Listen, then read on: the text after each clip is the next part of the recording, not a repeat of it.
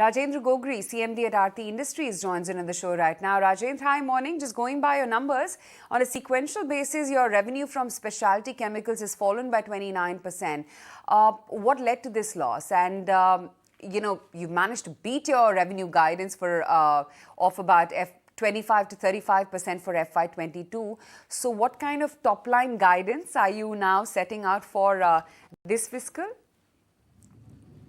Yeah, in Q3, we had a one-time termination fee for our contracts, so which had about 631 crore, which was part of the top line in Q3.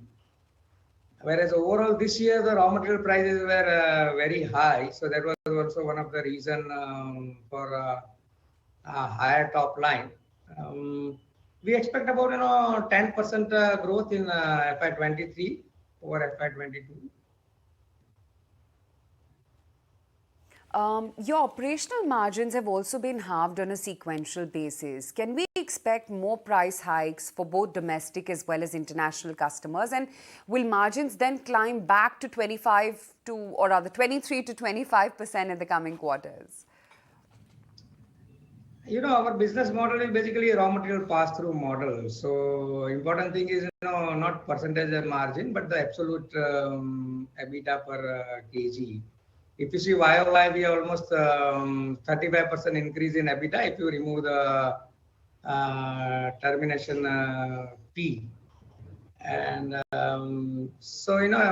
is generally more better criteria will be an absolute EBITDA rather than percentage.